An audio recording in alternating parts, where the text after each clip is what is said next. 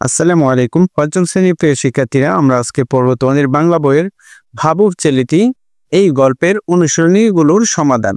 দেখো, এখানে যে অনুশীলনীগুলো দেওয়া আছে, আমরা প্রত্যেকটা প্রশ্ন অত্যন্ত যত্ন সহকারে পড়ব, ঠিক আছে? তো প্রথমে কি দেওয়া আছে দেখো, শব্দার্থ দেওয়া আছে। শব্দার্থের এখানে বলা আছে পাঠ থেকে শব্দ খুঁজে বের করি, অর্থ বলি। 1 নম্বরে আছে পরীক্ষণ, পাণ্ডিত্যপূর্ণ একে বৈজ্ঞানিক কল্পকাহিনী, প্রবেশিকা। তো পরীক্ষণ শব্দের অর্থ হচ্ছে দোষ, গুণ বা যোগ্যতা যাচাই। ওকে, এটার উত্তর আমরা লিখলাম। পাণ্ডিত্যপূর্ণ অর্থ হলো জ্ঞান ও অভিজ্ঞতা পূর্ণ। এফ এ শব্দের অর্থ হলো ফাইন আর্টস, অর্থাৎ আজকের উচ্চ মাধ্যমিক সার্টিফিকেট পরীক্ষার সমতুল্য। ওকে, এফ এ মানে ফাইন আর্টস। বৈজ্ঞানিক কল্পকাহিনী, এক প্রকার কল্পকাহিনী আছে যা বিজ্ঞানকে প্রদান করে লেখা হয়, তাকে বলা হয় বৈজ্ঞানিক কল্পকাহিনী। প্রবেশিকা শব্দের অর্থ হলো আজকের মাধ্যমিক স্কুল সার্টিফিকেট পরীক্ষা অর্থাৎ এসএসসি প্রবেশিকা পাশ করলে কলেজে প্রবেশ করা যেত, তাই নাম হয়েছিল প্রবেশিকা। প্রিয় শিক্ষার্থীরা, 2 নম্বর আছে দেখো, ঘরের ভিতরে শব্দগুলো খালি জায়গায় বসিয়ে বাক্য তৈরি করি। ওকে, এই শব্দগুলো দিয়ে আমরা এখন বাক্য তৈরি করব।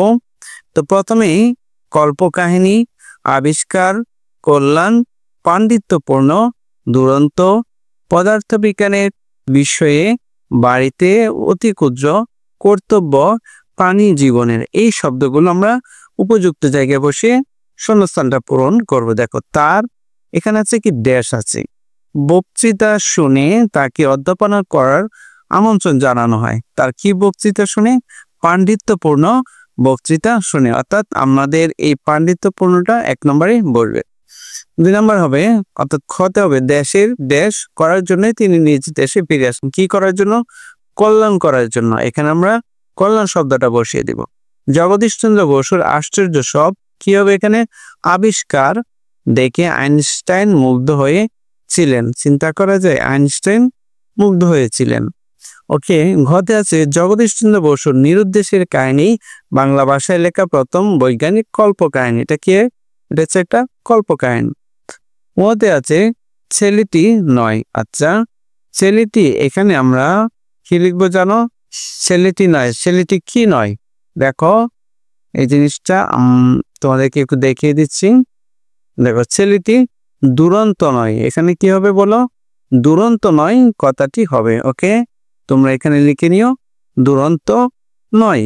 ওকে, তারপর মেঘ দেখে আকাশে বিদ্যুৎ চমকে বাজ পড়লে অবাক বিষয়ে ভাবে। কিভাবে ভাবে তিনি? অবাক বিষয়ে। ওর পড়াশোনার শুরু কোথায় শুরু হয়? বাড়িতে। প্রেসিডেন্সি কলেজে দেশ অধ্যাপক পদে যোগ দেন। কি পদে? পদার্থ বিজ্ঞানে অধ্যাপক পদে যোগ দেন। প্রতিবাদে তিনি দীর্ঘ 3 বছর বেতন না নিয়ে কর্তব্য পালন করেন। এখানে আমরা লিখে দিব কর্তব্য। নিয়তে আছে তিনি দেখিয়েছিলেন যে উদ্ভিদ ও প্রাণী জীবনের মধ্যে অনেক মিল রয়েছে। ওকে, শূন্যস্থানে আমরা কি দিব? প্রাণী জীবনের। ততে আছে অতি ক্ষুদ্র তরঙ্গ সৃষ্টি আবিষ্কার করেন। তিনি কি করেন? অতি ক্ষুদ্র তরঙ্গ সৃষ্টি আবিষ্কার করেন। খালি জায়গায় হবে অতি ক্ষুদ্র। ওকে, এখন তোমাদের কি পরবর্তীতে নিচের যে প্রশ্নগুলি আছে সেই প্রশ্নগুলো উত্তর লিখতে হবে। দেখো, এখানে আছে ভাবুক ছেলেটি আসলে কে ছিলেন? তিনি ছোটবেলায় কি নিয়ে ভাবতেন? তিনি কবে, কোথা থেকে কৃতিত্বের সঙ্গে প্রবেশিকা পরীক্ষায় উত্তীর্ণ হয়েছিলেন? জগদীশচন্দ্র বসু কি আবিষ্কার করেন? এটি দিয়ে তিনি কি প্রমাণ করেন? 1 নম্বরে আছে বিজ্ঞান শিক্ষা ও চর্চার ক্ষেত্রে তার সফলতাকে কোন কোন নামকরা বৈজ্ঞানিকের সঙ্গে তুলনা করা হয়েছে?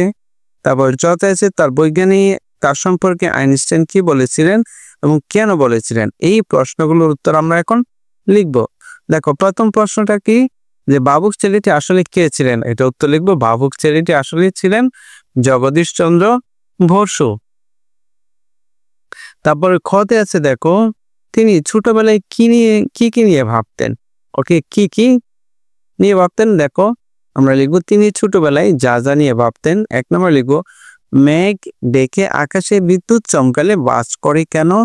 2 নম্বর লিখব ঝড়ে গাছপালা ভেঙে গেলে বা ওদেরকে কাটলে ওরা ব্যথা পায় কিনা। এই জিনিসগুলো নিয়ে তিনি ভাবতেন। এখন ঘ নম্বরে আছে দেখো, তিনি কবে কোথা থেকে কৃতিত্বের সঙ্গে প্রবেশিকা পরীক্ষায় উত্তীর্ণ হয়েছিলেন? উত্তর 1874 সালে কলকাতার সেন্ট জেভিয়ার্স স্কুল থেকে কৃতিত্বের সঙ্গে প্রবেশিকা পরীক্ষায় উত্তীর্ণ হয়েছিলেন, অর্থাৎ এসএসসি পরীক্ষায়। কত সালে? 1874 সালে।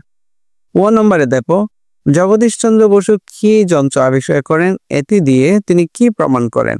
এটা উত্তর লিখব জগদীশচন্দ্র বসু নানা বিষয় নিয়ে গবেষণা করেছেন। এখানে কি হবে? দাড়ি হবে। ওকে, আমরা দাড়ি দিলাম। তিনি ক্রেস্কোগ্রাফ নামের একটি যন্ত্র উদ্ভাবন করেন। এই যন্ত্রের মাধ্যমে তিনি প্রমাণ করেন যে বিভিন্ন পরিস্থিতিতে উদ্ভিদ প্রাণীর মতোই সাড়া দেয়। ওকে, এই যন্ত্রটির নাম হচ্ছে ক্রেস্কোগ্রাফ। এখন 1 নম্বরে দেখো, বিজ্ঞান ও শিক্ষা চর্চার ক্ষেত্রে তার সফলতাকে কোন কোন নামকর বৈজ্ঞানিকের সাথে তুলনা করা আছে? তা আমরা কি কি লিখবো? উত্তর যে বিজ্ঞান ও শিক্ষা চর্চার ক্ষেত্রে স্যার জগদীশচন্দ্র বসুর সফলতাকে বিজ্ঞানী নিউটন এবং গ্যালিলিও এর সঙ্গে তুলনা করা হচ্ছে, অর্থাৎ কে? নিউটন এবং গ্যালিলিও। 6 নম্বরে দেখো, তার সম্পর্কে আইনস্টাইন কি বলেছিলেন, কেন বলেছিলেন? উত্তর, তার সম্পর্কে আইনস্টাইন বলেছিলেন, জগদীশচন্দ্র বসু এতগুলো আবিষ্কার না করে যদি একটি আবিষ্কারও করতেন তবুও তার জন্য আমাদের মূর্তি স্থাপন করা হতো। এখানে আমরা পড়ার পরে একটা হতো লিখে দিব। ওকে, তোমাদের বুঝতে সমস্যা হচ্ছে কিনা একটু বলে দাও। ওকে, জগদীশচন্দ্র বসুর আবিষ্কার সমূহ বিজ্ঞান জগতের জন্য আশীর্বাদ। গাছেরও প্রাণ আছে, অতি ক্ষুদ্র তরঙ্গ সৃষ্টি, এসব আবিষ্কার আইনস্টাইনকে চমকে দিয়েছিলেন। এই জন্য তিনি একথা বলেননি। ওকে, প্রিয় শিক্ষার্থীরা, এখন দেখো 5-এ আছে কথাগুলি বুঝে নিই। শিক্ষার ধাপ: প্রাথমিক বিদ্যালয়, উচ্চ বিদ্যালয়, মহাবিদ্যালয়, বিশ্ববিদ্যালয় হলো একটার পর একটা শিক্ষা ধাপ। ওকে, বকেয়া পরিশোধ অর্থ হলো কারোর নিকট থেকে কোনো টাকা পয়সা পাওনা থাকলে যদি সময় মতো দেওয়া না হয় তখন তা বকেয়া হয়ে যায়। পরে যদি আগের পাওনা দিয়ে দেওয়া হয় তবে তাকে বলে বকেয়া পরিশোধ। ওকে, তারপরে আছে দেখো অন্যতম। অন্যতম মানে হচ্ছে অনেকের মধ্যে একজনকে বলা হয় অন্যতম। কোনো কিছুকে বিশেষভাবে বোঝানোর জন্য অন্যতম শব্দটি ব্যবহার করা হয়। তথ্যের আদান প্রদান: সংবাদ, প্রকৃত অবস্থা বা সত্যের আদান প্রদান। আজকের দিনে লিখে, ছাপিয়ে বা বেতার, টেলিভিশন, ফোন, ইন্টারনেটের সাহায্যে যত কিছু পাওয়া যায়, পাঠানো যায়, তার সবই তথ্যের আদান প্রদান। বলছে নাইট উপাধি। দেখো, নাইট উপাধি ব্রিটিশ রাজা বা রানীর দেওয়া অত্যন্ত সম্মানজনক উপাধি। এই উপাধি যারা পান তাদের স্যার বলে সম্বোধন করা হয়। প্রিয় শিক্ষার্থীরা, দেখো কর্ম অনুশীলন আছে। এখানে বলা আছে বিজ্ঞান শিক্ষায় সভ্যতা বিনির্মাণের একমাত্র উপায় বিষয়টি নিয়ে শিক্ষকের সহায়তায় একটা বিতর্ক প্রতিযোগিতায় অংশগ্রহণ করি। ওকে, 7 নম্বরে আছে আমার জানা যে কোনো একজন বিজ্ঞানী সম্পর্কে 10টি বাক্য লিখি। ওকে, তাহলে অত্যন্ত সহজভাবে 10টি বাক্য আমরা লিখব। এটা উত্তর লিখব, নিচে বিজ্ঞানী ডক্টর মোহাম্মদ কুদরত কুদা সম্পর্কে 10টি সহজ ও সুন্দর বাক্য দেওয়া হলো।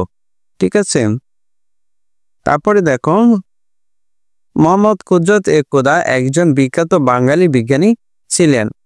ঠিক আছে, এই লাইনটা মনে রাখো। তিনি 1900 সালে পশ্চিমবঙ্গের বীরভূম জেলায় জন্মগ্রহণ করেন।